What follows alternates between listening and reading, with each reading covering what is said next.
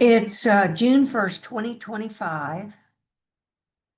And, welcome everyone. I'm Glenda Carlin. This is my weekly A Course in Miracles and Tibetan Dzogchen meeting. And both these things, Course in Miracles is Jesus's work, and Dzogchen is Buddha's work. Both integrate the truth that we are the clear light of spirit, but haven't remembered it yet. It's veiled by our thoughts, feelings, and judgments of dualism and thinking we're a body. So both are teaching us ways to uncover our true essence. So welcome God Barbie, welcome God Ed, welcome God Jerry, welcome God D, and Lucas, God Debbie, God Teresa, God Terry, God Leon, God Danelle, and those that listen to this broadcast later on YouTube. May Holy Spirit, Jesus, Buddha guide me what to do or say, and help you all have insights that can help you save you years of practice so you can awaken to this true nature that I'll be discussing tonight, which is really a life force that animates the form. And what came to me when I was welcoming each of you is, and so I try to be spontaneous, what thoughts show up in my mind. I had a person that used to come here text me to our Zoom meeting and saying he finally kind of understood what I mean when I address everybody as God. Because I just implied from that could have just rubbed him the wrong way. It's hard to accept that there's only God everywhere and that we're God essence, and it's not arrogant that we're talking here. But first, in the Course in Dzogchen, they get you just to recognize you're a Christ nature. You're a son of God. You're a Buddha. Then in lesson 183 and at 184, Jesus says, just call yourself by your name, God. God's your natural inheritance. Anyway, the topic of tonight's teaching that I emailed out says, I didn't know it, but I'm experiencing Kundalini awakening. And that means, there's an internal compass that points directly to God presence. But when we fell asleep, these are my words, the compass got turned upside down. And I'm just now kind of recognizing what that kind of means. Upside down means this Kundalini awakening I'm experiencing is a vertical awareness of spaciousness, versus on the horizontal plane, it's the physical earthly deal. So what's happening, it's like my head is at my feet. I'm upside down, asleep. And the Course in Dzogchen is slowly, is taking my head that's down there asleep, bringing it up, like up. Oh, it's so hard. Up, bring that sucker back up vertical, where the head or the eye of God, the eyeball of God, is right here on top. And based on this Kundalini awakening that I didn't know I was having till just the last few days, this part of it is the transformation of the third eye. First learns to open and pulsate between your eyes. Then it's brought to the top of your forehead and then brought back down, but with this sun ball that's in the solar plexus, that's a value of like 1,000 suns. It then puts sunlight on your face. It filled my face from having a left or right side. And then there was a sound of a wham from inside my forehead, a wham that went in my head, that opened my head up. where this third eye was my head. So we get totally, when Jesus talks about transformation or ascension in the Course, or Buddha in the Sutras does, it's literal. Now, one thing I want to clarify too right off the bat is, and Barbie asked about it, some people say Kundalini awakening is painful. And that can happen because in my email, I kind of tried to write that unless we've built a foundation that's based on, and I kind of made some notes here because this is a big deal.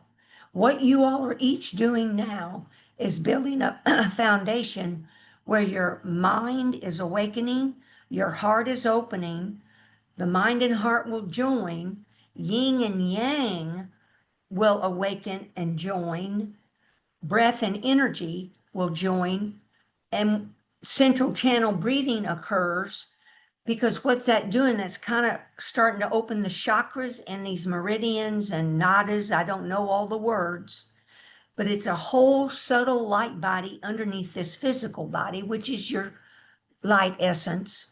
But those things are opening gradually. But people that are on the path that want to rush this, or have accidents. They fall and something hits them on the top of the head. Because see, the bindu, B-I-N-D-U, I'm not saying that right, but I don't know really how to say it. The center back of the head is the B-I-N-D-U chakra. That's where the great ray yin and yang come in, the light that animates the form. And at death, that's where the spirit leaves. And I want to digress here a second. I have only in this last month or two thought about that the breath, that I had nothing to do with the breath. Now we can take our attention and focus our breath, which is part of the central channel breathing to clear that channel out. But in general, that breath is automatic. And I was sitting in my chair, I didn't write this in this email, but I forgot to write it in the email, but it's coming up. I sat in my chair and I was thinking about this breath and energy joining, because that's part of the natural great perfection of Dzogchen. Natural body, which means it's filled with a spacious, clear light of spirit. Heart, mind have joined, and breath and energy are joined. But that breath, picture the baby, you can Google this, research it. When a baby's in the womb, it's not breathing. I had to sit with this. I actually Googled, does the baby breathe in the womb? And the answer is no. It's got an umbilical cord and it's fed oxygen through the mother. And that's why after it's born, they have to suck out its little lungs of mucus and stuff and whack it or something on its back or wherever to get it to take that first breath. But what I now understand is the great ray, whether it's awakened or not, it's subtle, it's there. It comes in and goes out of this BINDU chakra down your spine. That in and out movement of that great ray causes the lungs to contract and expand in sequence with it. But until you settle down due to meditation and get in the stillness, can you become aware that that breath is joined up with that great ray, and it's part of your awakening, because you naturally sit with this, feel it, and then you know it.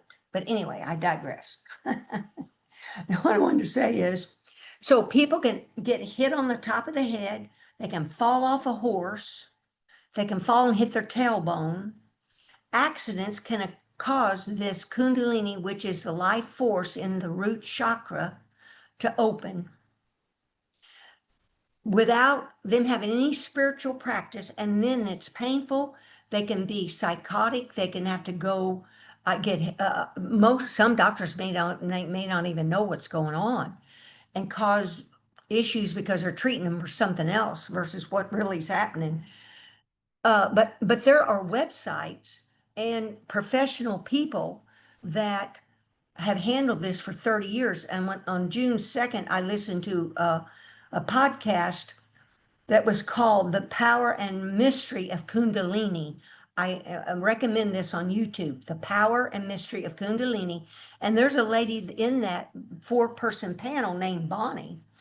She's a PhD. I'm not sure what she's a PhD of, but for 30 years, she's been helping people with the Kundalini. And in that 4-person panel that a spiritual group had, that's had, oh, I don't know, 10 or 20,000 views. And I saw another YouTube video from that woman that had 54,000 views. I haven't seen that video, but I know these people know what they're talking about. And the bottom line was, they opened the floor for questions at the end, and one lady, in essence, was very honest and said she really wanted that Kundalini awakening, and how could she get this to occur? And see, that's forcing the issue. Now, you always can keep it in the back of your mind, but the thing is, the chakras need to open, the central channel open, mind awaken, heart open, etc. I digress, but to do it, you got to have meditation. You've that advanced forgiveness of seeing through the forms to the clear light of spirit, which is Trechod. Growing accustomed to your true nature of mind, that it's space, emptiness, devoid of images, openness, and gain wisdom, and wisdom from learning truths, wisdom that arises by reflecting on the truths, and wisdom which comes from subtler understanding that come due to meditation. It's called wisdom. And then also compassion happens because your heart opens. This is the foundation for Kundalini awakening. And thank goodness I had that foundation, or I would be in trouble, because I can barely walk around. Because what happens is, when I talk about that you're upside down, turned right side up, what's if you've gotten accustomed to stillness, spaciousness, emptiness, you're getting accustomed to your true nature, which is spaciousness. And that by central channel breathing and these flames, the root chakra flame and the flame from the crown chakra came together, joined together at my solar plexus chakra. And those flames, I've got notes here, but I'll go back to them, is this energy, these flames that result due to the yin energy and yang energy joining. I mean, it's all pieces of this sacred geometry, sacred things that happen within the body, causes that sun ball within the solar plexus to form, and that ball moves around, and it's purifying and cleaning the inside of your head, body, chakras, and everything. It's cleaning as you do your forgiveness work. And that emptiness, you start to feel it or sense it. And when I would lay down in bed and I would sense this spaciousness and this openness, there wasn't a problem until I went to sit up in bed. This was Sunday. I made notes here. I have to look at them. 6/1 Sunday, and then this morning, 6/3. Picture you're going from feeling the form to feeling spaciousness. When I would go to sit up, it would be like I would just be off kilter. I'd be wobbling, and there was no center, no firmness.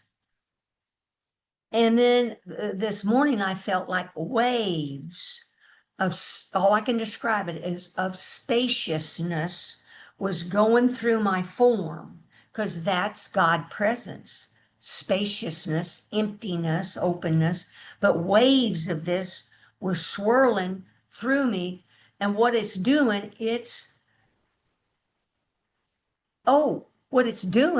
collapsing the ridgepole that holds up the body, the skin, the body. So if I was writing this email after this afternoon, only about an hour ago, did this come to me while I was brushing my teeth? What's happened is the ridgepole, there's a metaphor. It's a ridgepole that sticks straight underneath your head, top part of your head, all the way down your body, down through your feet. And that ridgepole is keeping this shell, this building of a body in place. And as through forgiveness work, meditation, integrating the truths in your daily life, dedicating the merit, service to others, compassion, cultivating wisdom, knowingness, all those things that we cultivate, you're open to these energies, this great ray light coming in and going out, the root, all the chakras opening.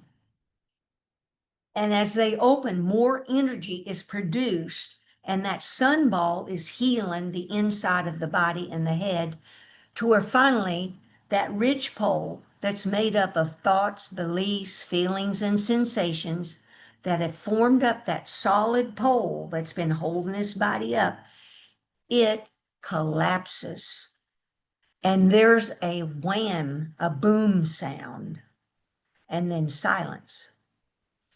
And this only got pieced together about an hour ago, because in my email, I talk about, it was on Sunday, I watched on YouTube where Lama Surya Das, they replayed a meditation he did Sunday. And in that meditation, at the end, he opened it to questions. And one lady asked him, what was his favorite Buddha sutra?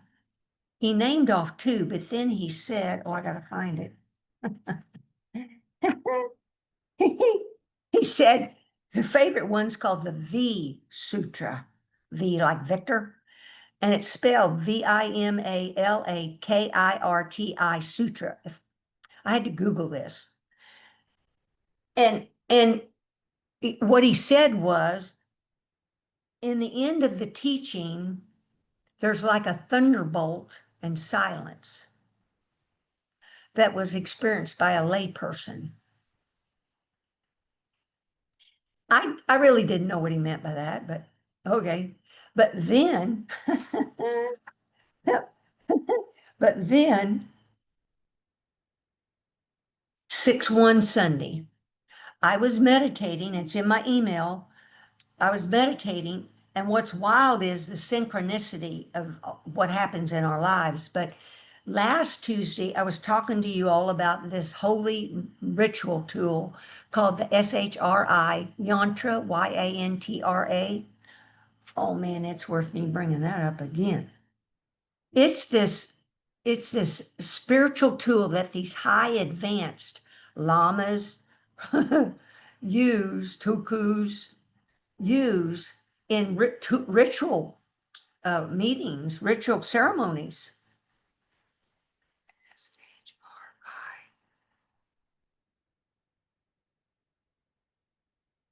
Gotta spell it right.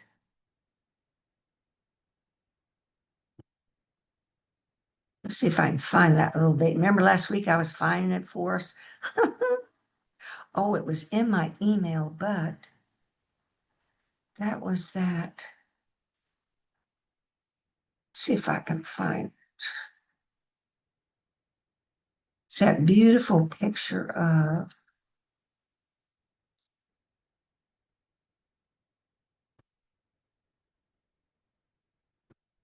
and see, the one I'm talking about is 3D. The one that the monks make out of sand, that mandala or that wheel, that's flat. That is a flat, SHRIYANTRA. This other one has 3D, and let's see if this one, it's not like that one. Oh, maybe I can hold up. It won't be in color, but in my email, I showed you another picture of it. Let's see if I can, 6-1, I think that's up here. Oh, look, we'll deal with just this black one. This black one, this is black, it's usually copper or bronze. See how it's got layers? There's a layer, there's a layer, there's a layer, there's a layer, there's a layer. Tiny. Then there's a steeple or FINIAL, and it's a little spike up there and it's round on the top. That little top peak, that little top flat area is the BINDU chakra that's coming in the back of your head. This whole thing represents your body. How during our practices of view, meditation, and action, we climb up the mountain while swooping down to open up to this, to the union and and to recognize the merging, the non-duality of all these forces that are together to this right here. But this item is made up of circles, triangles, lotus petals, it's called sacred geometry. So within your, possibly within your awakening, in your mind, you'll see shapes.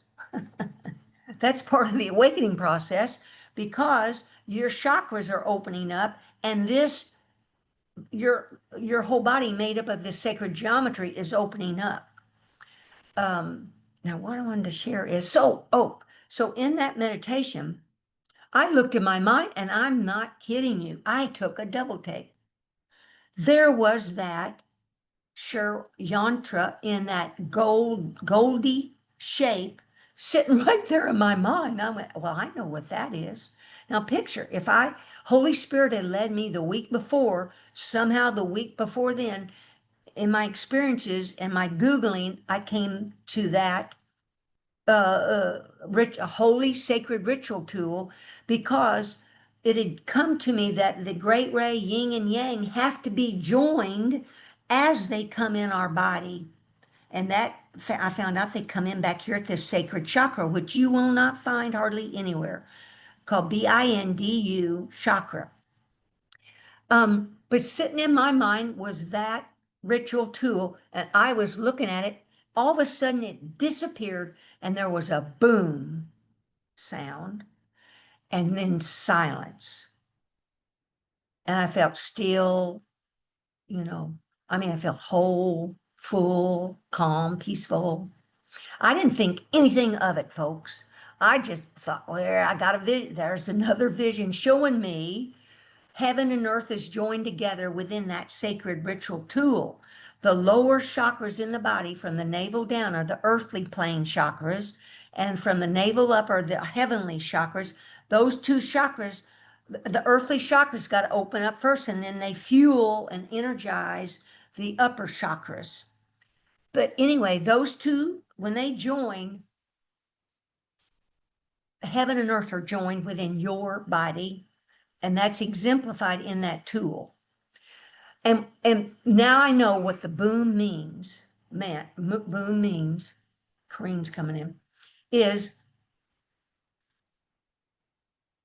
enough purification work via me.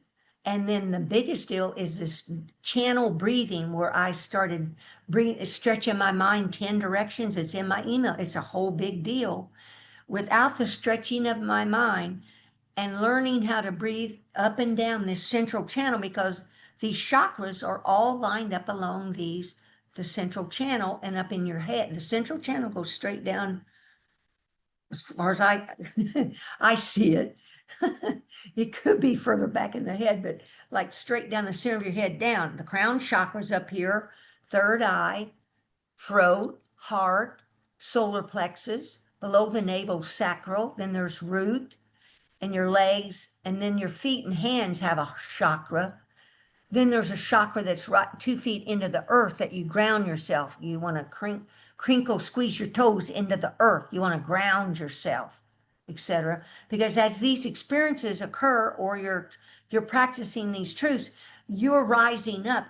You're rising up in your mind and your heart. You're going up vertical, and you can get blissy and just real spacious, and won't be grounded. And that won't help you, because you want both of these. You want this central channel, all these chakras lined up, and you want to be grounded. And breathe from that belly. Once your root chakra opens, my breathing touch opposite to how I used to breathe. My whole life, I breathed shallow up in my chest, and it made me feel nervous. Felt it later. I always felt nervous because the breath is just shallow, and it was only coming to Dzogchen where they'd say breathe 2 inches below your navel, that I finally would take a breath below my navel. But that only lasts however long I kept breathing that way, because I'd go back to this shallow breathing, which is a nervous kind of breathing. Once that root chakra opens, if you read characteristics of all the chakras, the root one is security and stability, and groundedness. So now you're just kind of visualizing it, that the root chakra is groundedness, and you're squeezing your toes into the ground to figuratively do this. But once that opens, you'll feel it naturally, and your breath will start from that belly naturally. Now, but anyway, so the big deal is that boom exemplified the collapse of my conceptual thinking, time and space. But more than anything is the ridgepole that collapse, that holds up this skin, the building of a body.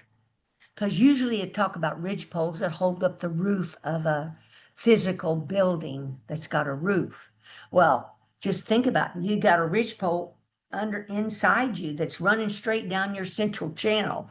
But that ridge pole's made up of these formed up beliefs, judgments, sensations that we believe in versus believe in we're the spacious, open presence of God, and that our brothers are, etc.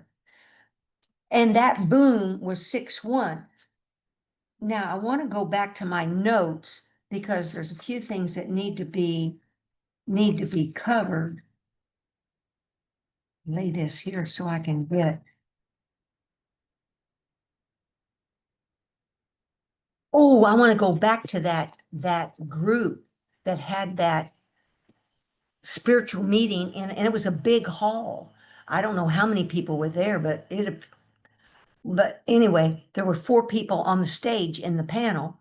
One thing they talked about was misconceptions of Kundalini awakening. Now, what the Kundalini is, the force, the life force within the root chakra. Mine gradually started open a few years back, meaning this energy, I could kind of feel it kind of uncoil and come up the middle of me. I knew nothing about central channel, breathing, chakras back then. I just felt this energy come up. See, it's an energy. And here comes Julia. There's Corrine. Welcome, God, Corrine. Welcome, God, Julia. There's misconceptions of it. And it gets screwed up with judgments about orgasms and sex. And that was one thing they were clarifying. These are 2 different things.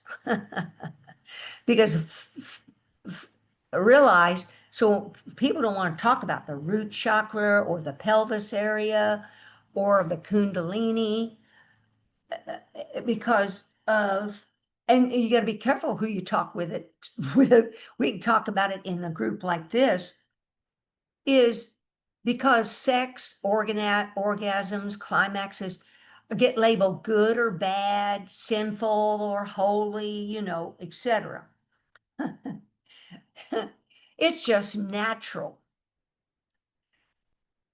But they didn't want these 2 things combined. This energy from the Kundalini, its purpose is to, when it's released, there's a flame. There's a flame, and that flame goes up this central channel.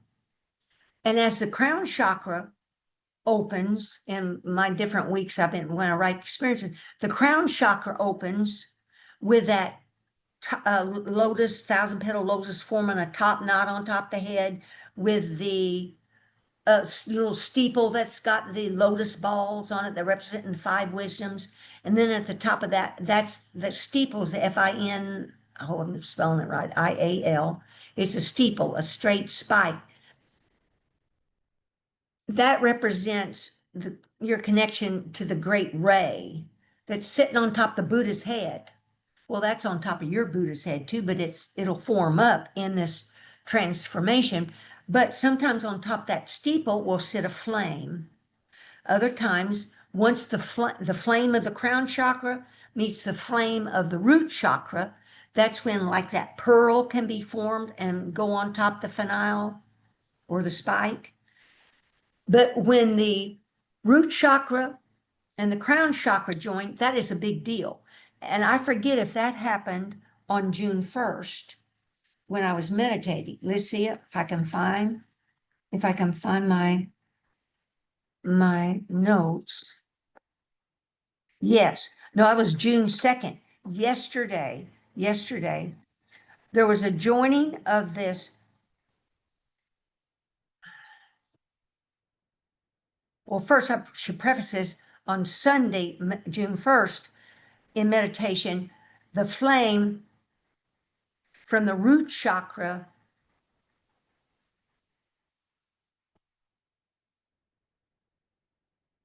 I made notes. The root flame rose to the solar plexus area, and at the same time, the crown flame descended to meet the root chakra at my solar plexus. So these two flames are trying to get together. They want to join. I naturally sang out Om Mani Padme Hum. The joined flame went up my central channel to my crown and descended to my root to come back up to the solar plexus area. And when it got to the solar plexus area, I felt, remember this thing called oil of Amrita, Amirta? It's called the nectar of gods. Healing elixir is, I've sat with this since this has been going on. This oil is formed within the body. Some people can feel it when it falls in their mouth. They can taste it. I never felt that. I just felt it fall down my head. And that it fell down my head to meet with those joined two flames in my central channel. And there was then this tight spiraling great ray and yin and yang. When the great ray and yin and yang light rays or energies spiral real tight, that means to me it's really nuancing. It's really fine tuning the healing and the purifying of more thoughts and obscurations of my judgments from all my lifetimes. So there's tight spiraling from head to toes. And I want to share that once this process is naturally will start, because you're on the spiritual path, once it builds momentum, you want to, that was another thing they kept talking about, the panel, and that Tristan, Dorling, that I love his podcast, Tristan, Dorling. You want to continue your practices that caused whatever experience that you're having. You can't stop because it'll regress. You want to keep your practices going. But what happens though, as we build this spiritual path, it naturally wants to keep going. And as I look at any one of my emails, I go, wow, I just typically turn towards thinking spiritual thoughts. Now, don't get me wrong. I watch TV.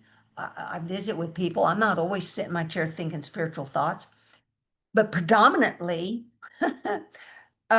now, so that stopped. That was the meditation Sunday.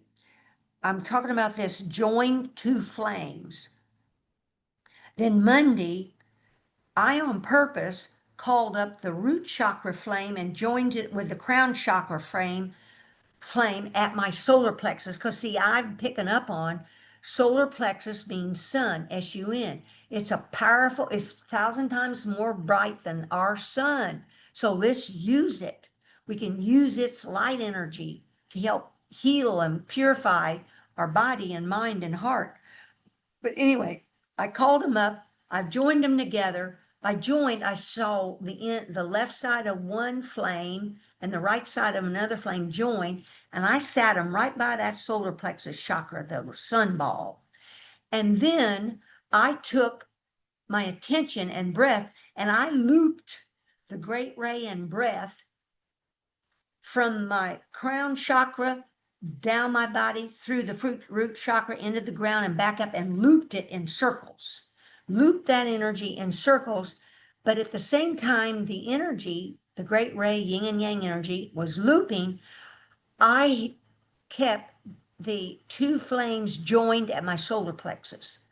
Now that comes from meditation, where you learn to focus your attention when your mind has wandered, to bring it back to center, or the focus of attention, whatever that is for you, a candle flame. I'm not sure what it is, but for me, behind the middle of my forehead, was clear moonlight, clear space, and I'd bring my focus back there after my mind wandered off. Well, this ability you're teaching yourself, you're learning to concentrate your focus, your awareness, your attention. And you can't have concentrated attention without meditation. Anyway, I couldn't do it without meditation. So it's amazing when I think about what I pulled off then. That joint flames were sitting right by the solar plexus chakra, firing that thing up as I looped the great ray yin and yang energies from the top of my head to the down into the earth from my feet and back up, back a circle, one big circle, like the circle of purity. This is the circle of the great ray light, yin and yang, etc. But picture what happened. That was Monday. I had a hard time getting out of bed after that. I had to hold on to the edges of the bed to walk to the bathroom, because see what's happening. I'm giving up my thought that I'm a body to my belief in spaciousness, but not just a belief. I'm feeling it. I'm feeling waves of spaciousness. So then this morning is where the big issue came, that I felt wobbly, out of balance, out of whack, just couldn't even sit up in bed. Let's go through what happened prior to that experience. When I woke up, immediately I could feel the sun ball, because I'm used to looking inside my body. And see what happens after you do all your practices, integrate these truths in your daily life, meditation, your third eye starts to open and you could see within your body. It happens. It's natural. You could see within your mind. But anyway, I saw the sun ball. It was moving. A sun means it's a ball of sun. Moved up my central channel to my head. And when it moved up to my head, this sun ball, my third eye between my eyes got larger than my face. So my third eye was larger than my face. In that tight spiraling great ray yin and yang started occurring, and that caused my body to shake. Because see, it's refining it some more. It's healing, cleansing more of my judgments of the past and future, etc., that are in my unconscious mind, or also in my body, in my heart, in my mind, in my organs.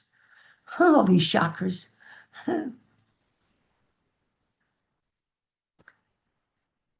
It was shaking, the body was shaking from head to toes. Then the sun ball went back to my face. And then real quick, I kind of said this before, I heard a wham. And the wham came from inside my forehead that went back into my head. It went like wham. And I felt being pulled upward, my upper torso and my head, because what it was doing, it was opening up my head. It opened my head. And I looked in my head and my mind, and it's hollow and it's still. And then guess what? It came to me is what it was doing, that sun ball from the solar plexus worth 1,000 suns was healing my 6 senses, the thinking mind, my eyes, my hearing, seeing, smelling, tasting, touching. See, the sunball went wham, opened up my head. It's in there healing all these senses, that have been stacked up around all these sense gates.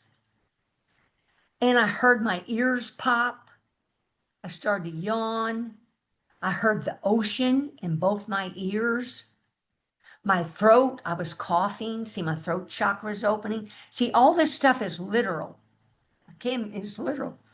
In my mind, I saw a star form on this grayish colored, this gray color. My mind was all grayish color, and there was a golden star formed and went away.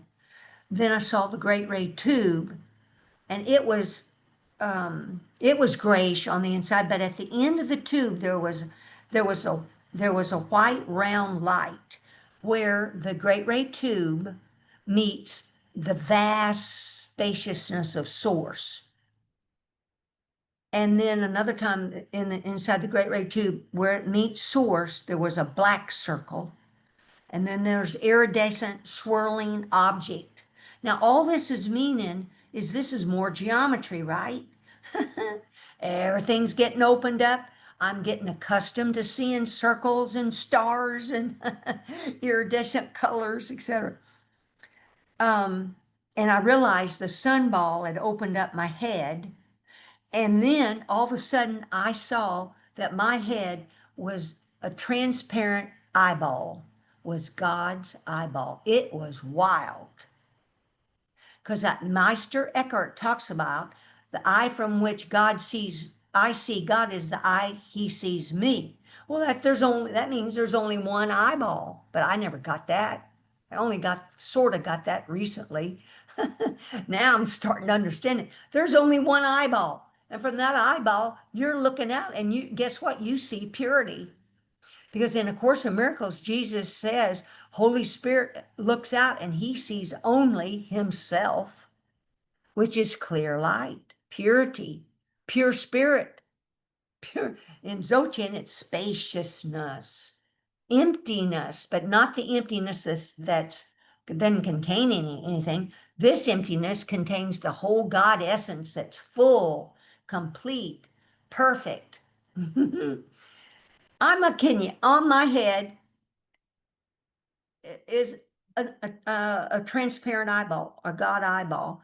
And then I looked and I could see that my 2 eyes were invisible within that eyeball. The ears were invisible, the nose, mouth, all invisible within that eyeball because earth and heaven have joined. But anyway.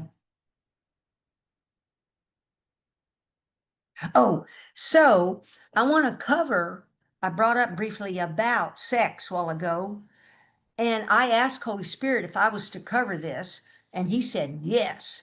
And also I'm covering this because that 4 panel of that really beautiful group who's well known in the world, one man on the groups is from a group called Spiritual Emergence Network. And they got an international group, Spiritual Emergence Network. They have trained people to talk to people about Kundalini or their spiritual questions, etc., or direct them to free help in their neighborhoods.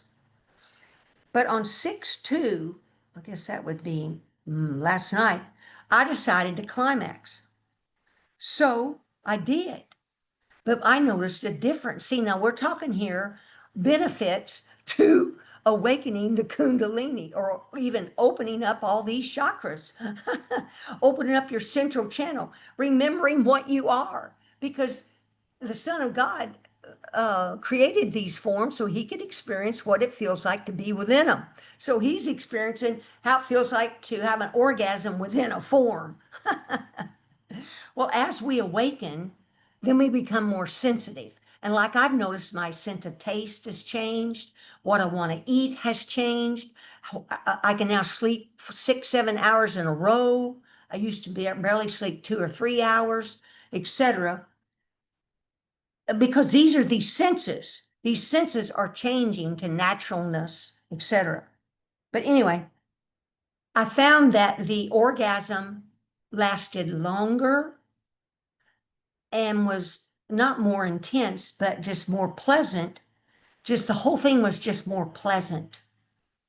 And what that panel wanted to talk about was take away the stigma, the fear that if you have a Kundalini awakening, you're going to be like a sex crazed person or something. That's not true. It may be if you were a sex crazed person before, if you don't change, if you don't within your mind have transformation of clinging and attachment of what you're clinging and attached to, then you still could be a sex crazed person, right? I don't know. I'm new at all this. But okay. So, but what I want to get to is I want to get back to that this morning is 6:03 this morning. Where is my six? I did my 6:03. Oh, I kind of freak. I've lost. See, now the thing is, I'm lucky that I can even sit here in this chair and put some words together. I could not get out of bed this morning because see those two flame, me joining those two flames together and sitting them by the solar plexus, and then it going through my head and body. It opened up my head and body more, where the waves of spaciousness were coming and going. So this morning, after all that was going on, I after I meditated and all, I wanted to sit up in bed, which I normally do, like on my left elbow and arm, and I reach over to get paper and an ink pen so I can make my notes, right? So I can then share with you. I could barely, when I tried to lean up on my elbow, I was swooning. The room wasn't turning, but within me, there was, I went within because I wanted to be able to describe this. It was a movement of waves of spaciousness. And so I had to lay back down. I had to lay back down. And then I realized I tried to get up again. I went, oh, I couldn't do it. I couldn't do it. So I lay there and thought about it for a while. What was the Holy Spirit? Please help me. Help me. I'd like to sit up, you know. And I thought, well, I need to be grounded. So I took the great ray and yin and yang, and I saw it go through my body, through my feet, into the ground, 2 feet in the ground. I squeezed my toes. I was grounding myself. And then I tried to lean up. I couldn't lean up. I couldn't sit up. And so I thought, oh, I'll call my sister. This is pretty funny. Who lives 2 doors down, but normally doesn't leave for work like 10:30. She loves to work at the local university. I called her, and they had called her into work early. So she was at work because, and I said, oh, I was hoping you'd be home so you could come over and go to my refrigerator and get me some Pedialyte and some crackers because my stomach is upset. Now, picture before I called her, I said, I'm nauseous. I was going to have to explain why I was nauseous, right? And so I'm laying in bed, and we talk about this sometime. And I'm thinking about, now I've talked to my sister about some pretty unusual things, but this was far out to think that I was feeling God's spaciousness, and that was why I was nauseous. I was not going to tell her that. That came straight clear and through. So, because I thought I could think I was psychotic. and actually take me to the doctor or something, give her some meds. I don't know. But so I was laying there and I thought, well, I'm gonna have to lie to her. So I said, I ate some food that didn't hasn't set right on my stomach, and I'm feeling nauseous. And I need to. I know Barbie's going up, thumbs up, because see now that's a good lie, because I don't need to. I don't need to get involved in a bunch of hoopla here. And this is far out for me. And I share my experiences, and all of this is far out for me. But I want to digress a second because this came to mind. That Dr. Sue Morter that I went to that 3-day Zoom retreat that Terry Wagers told me about is I went there because March 12th is when it came to me to stretch my mind in 10 directions. I highly recommend this. I wrote it in detail in my email, practicing that, where then I could, that's when the root chakra opened. And when the root chakra opens, you got that some Kundalini energy coming up. Then the sacral opens, it moves up. The soul, it all moved up. It moves up. It's a gentle deal. But anyway, what I'm saying is, but then I forget if it was May 2nd, I forget the date, when the 3 days was Dr. Sue. And she's the one that said the 4 anchor points. As you breathe up and down this central channel, squeeze the sphincter muscle in your pelvis, squeeze your heart, squeeze your throat, squeeze your third eye. And why you do that now that I've done it is it's helping you align this central channel vertically. It's bringing your attention to the central channel, but it's also bringing your attention to chakras that have long been ignored. And they're just lying there dormant, not being used, they're and not giving off their energy and light, etc.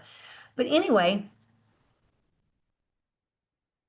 in that 3-day weekend, she talked about due to having migraine headaches, somehow it came to her, she needed to meditate, I guess to relax. And I don't know how long she had been meditating, but she found some Indian guru, I don't know the name, I believe this is true. Check it out. It's like this, who taught her about meditation. And she went to, this was an in-person meeting with a room full of people meditating with this guru. And she went into meditation. I don't know, again, I don't know how long she had been meditating before she went there, but she went into meditation and she popped into this vast spaciousness. She could not walk. They had to help her to her room. And see, now I can relate.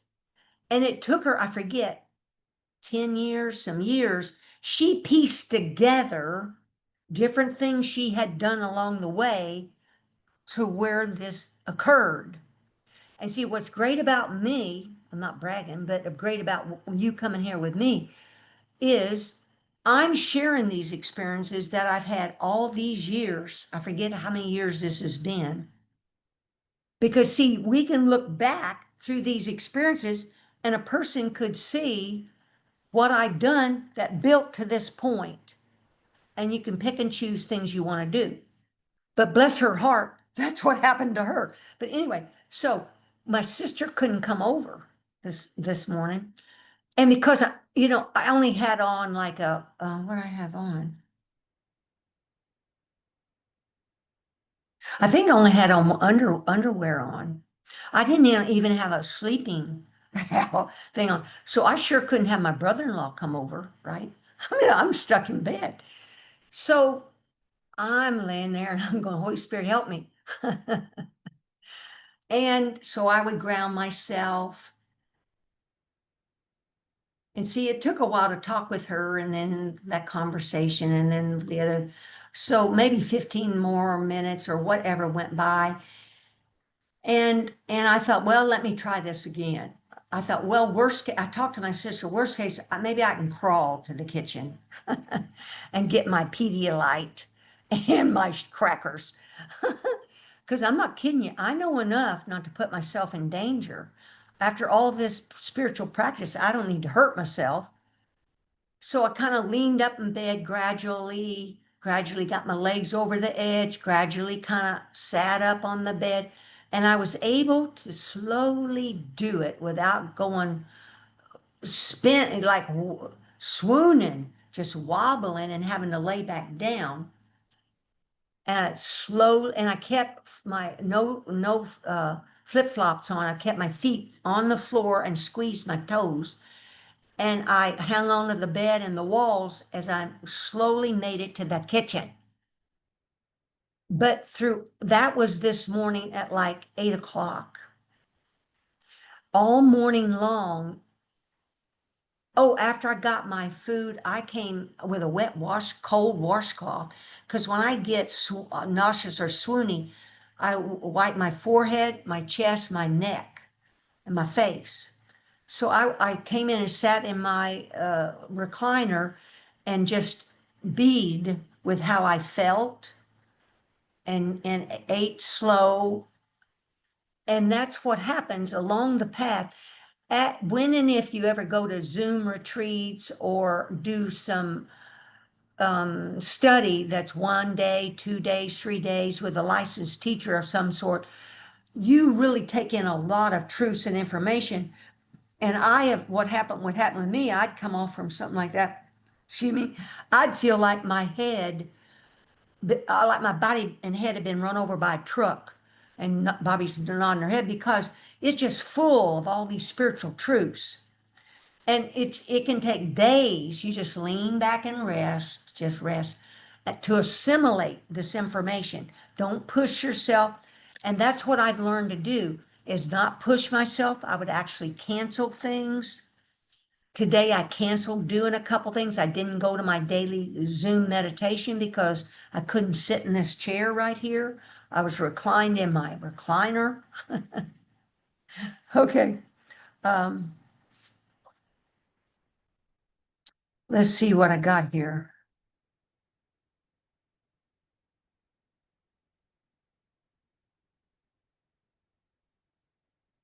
Oh, any thoughts, comments, or questions while I'm looking through my notes? I think that's the gist of it, and it's 8 o'clock. Oh, wait, I want to cover a couple things here.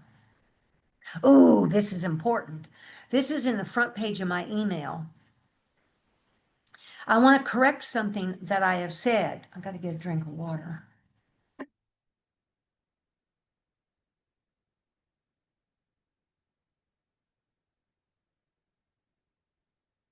I want to correct something I've said. I have said to you all and others that the ego will never stop talking. Well, I want to correct that, because that Tristan, Tristan,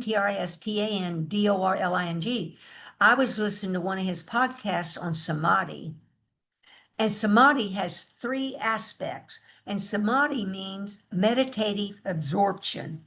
And the purpose of meditation in the Course and Dzogchen is where you merge, you kind of let go, and you merge your mind into space. You're kind of dissolving into space. Well, that dissolving or meditative absorption is called samadhi. Let's see how the word samadhi. It has 3 aspects. I'm only going to discuss 2, is because due to how my meditation has changed in the last month or 2, I didn't really recognize what my meditation was until I heard that podcast, and I went, bingo, whoa, that's what's happening in my meditation. In a single meditation, you can have stillness where thoughts and feelings still come and go, but there's stillness there. Thoughts and feelings are come and go. But in that same meditation, as you go deeper into your meditation cycle or whatever, flow, there's just stillness. There are no thoughts. And I went, yes, yes. So, and now the samadhi I had experienced years ago was, and I don't even know if this is called, it's a meditative absorption, but the third one he describes, see if I can find it. The third one is when you're walking around out here and nothing's bothering you. You're in the state of this stillness. Let's see if I'm going to share with you. Here it is. Here it is. Here it is. Here it is.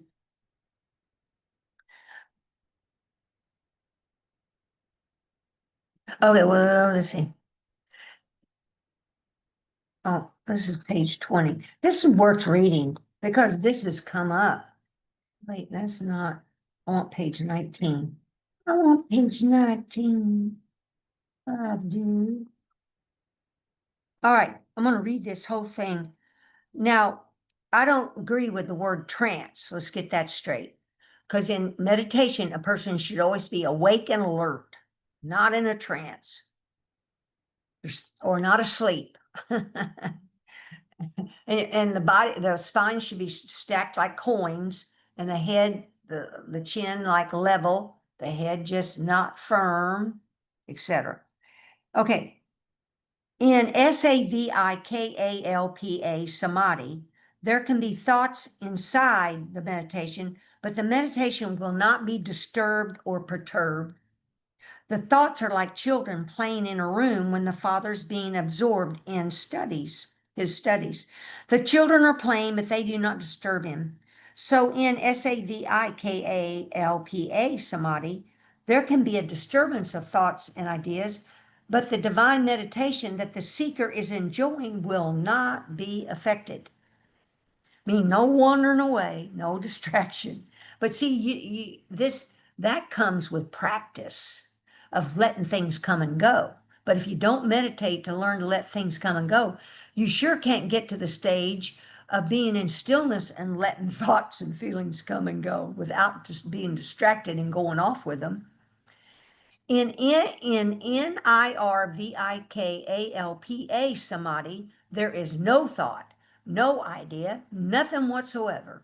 All is tranquility, or you can say tranquility's flood. Here, nature's dance comes to an end. The restless activity of human nature cannot play its role. There's no thought, no idea, no form, only the transcendental silence and boundless peace, light, and delight. In this extreme expanse of infinite peace, light, and delight, there exists only the seeker and his beloved supreme who have become one. Then comes a samadhi known as SAHAJA samadhi. In this samadhi, after having attained the highest realm of consciousness, one can remain on earth and enter into multifarious activities while maintaining his highest realization. It is as if one is sitting quietly inside a jet plane which is flying at a speed of 700 miles per hour, but one does not notice any motion at all. In SAHAJA samadhi, one maintains the highest transcendental consciousness within and, at the same time, throws himself into the world's activities in order to transform humanity and free humanity from ignorance. This samadhi is for those who have reached the highest and whom the highest absolute supreme wants to manifest himself in and through. So after I heard that, his podcast, I went, yep, you can have these two types of samadhi in one single meditation. Now, the meditation or the samadhi I felt was when my mind completely dissolved into spaciousness and I wasn't blacked out, but the only reason I'd known I was somewhere in the absolute was I came back and I was aware I was back here in my chair and some time had passed. I don't know what that's called. But anyway, oh, now let's see what else is sitting here. Oh, so that's why I'm clarifying. There is a time when ego will stop talking. It's when this your mind, you've cultivated this type of samadhi during meditation. Oh, the four panel group there discussed that there aren't enough books that talk about the Kundalini awakening. So therefore there's misconceptions, etc., or possibilities aren't even talked about. So that's why I want to clarify. That's why I share my experiences here. And why there may sometime be a book about my experiences. I don't know, because I want to share all these experiences because I'm a lay person, like that lay person that was practicing the V Sutra, where they heard a boom and then there was just stillness. A lay person can do spiritual trainings where where the ridgepole of conceptual thinking, space and time collapses, goes boom, and they're in total stillness.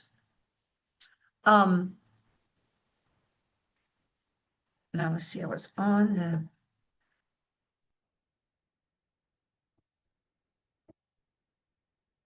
well, so, um, so a person takes from whatever I express and just lays it kind of in the back of their mind, not trying to mimic or copy me, which you wouldn't be doing anyway, but I'm wanting to make it be known. Oh, that's it. I'm wanting to make it be known. There's way more than just studying A Course in Miracles and studying Dzogchen. There's the truth about learning the truths, integrating the truths in your daily life, reflecting on the truths so you can awaken your mind and open your heart. But at the same time, be aware that there is a subtle body transformation needs to go on at the same time. It's twofold, that there's a physical body, this mind that's reflecting and contemplating and learning and becoming wise and compassionate, but yet there's the subtle body that should not be ignored for total awakening and enlightenment.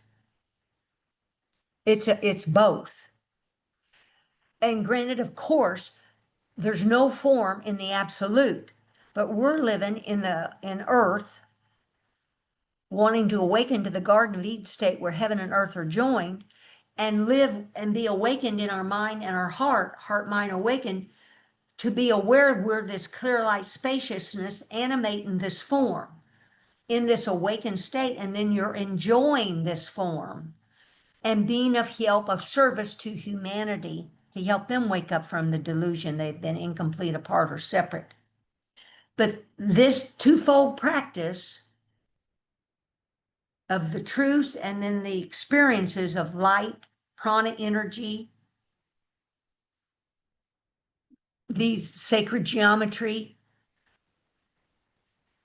merge to form natural body, natural breath and energy, natural heart mind, which is called the natural great perfection of Dzogchen, where you live as an embodied Christ, an embodied Buddha, an embodied God, walking around on this earth, helping all sentient beings in 6 realms wake up from the delusion they've ever been incomplete, apart, or separate.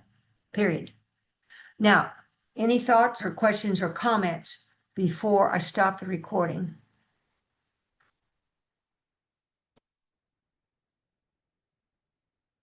So let's go around the room and think of each other as what we truly are, our true innate God nature, pure, clear light. You see this space that you see here? This space you see here is flowing through your form now. You're just not aware of it. That's the clear light of God essence, presence, here now. That's why we can call each and every person God. God Barbie, God Ed, God Jerry, God Dee, God Debbie, God Terry, God Leon, God Corrine, God Julia, God Glenda, and God Angela, God Joan, God Joanne. Danelle was here, Alvaro, Sally, Corinne's here, Julia's here, Sabone, Julie Barker Gillette,